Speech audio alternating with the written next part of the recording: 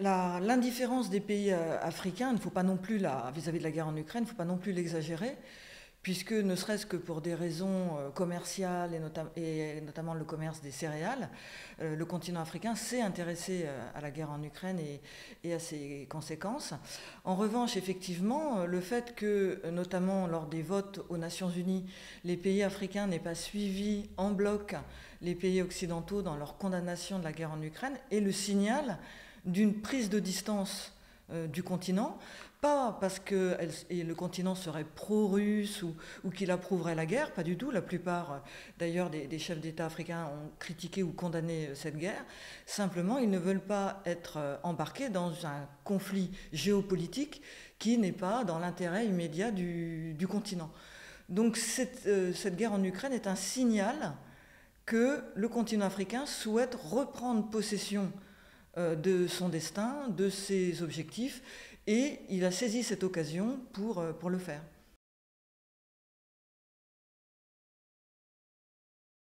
L'Union africaine, qui existe depuis 1963, ça s'appelait avant l'Organisation de l'Unité africaine, est une organisation qui regroupe tous les États africains et qui a pour objectif d'assurer le développement du continent, son développement économique, mais aussi, en principe, son affirmation politique.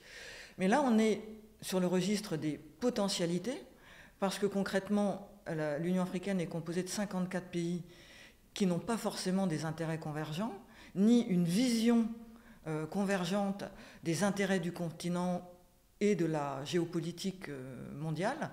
Et ça se traduit très concrètement par le fait que l'Union africaine n'a pas de position unanime, par exemple, sur la guerre en Ukraine, et qu'elle a du mal à avoir une position commune sur les enjeux du Sahel et même parfois les enjeux économiques et climatiques. Donc on est sur le registre du potentiel. Est-ce que ce potentiel pourrait se réaliser à la faveur des bouleversements géopolitiques? C'est une possibilité, puisqu'on voit que l'Union africaine s'est accordée, par exemple, sur le principe que 2 pays africains devraient devenir membres permanents du Conseil de sécurité de l'ONU. Donc c'est un premier pas, mais ce pas n'a pas été suivi d'un second, qui aurait été de dire quel pays pourrait représenter l'Union africaine au Conseil de sécurité. Donc l'Union africaine, c'est un club de pays qui représentent ces chefs d'État et qui reflète aussi les choix géopolitiques parfois très conservateurs du point de vue des alliances et des politiques économiques et politiques de ces chefs d'État.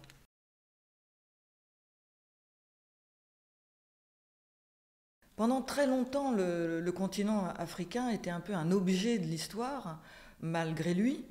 Il était dominé de l'extérieur, il était parfois pillé, ses populations déportées. Ces mécanismes de domination et de pillage ont perduré, comme chacun le sait, après les indépendances. Et encore aujourd'hui, le continent africain reste un continent dominé, malgré les potentialités qu'il a. Et c'est pour ça qu'on peut dire que la prise de position du président Biden est un signal faible, comme on dit maintenant, que le continent africain est un peu plus pris au sérieux. C'est-à-dire c'est le signal que, même si ce n'est pas la révolution, puisque les 2 sièges permanents promis par les États-Unis au continent africain ne seraient pas dotés du fameux droit de veto dont disposent les cinq pays historiques depuis 1945.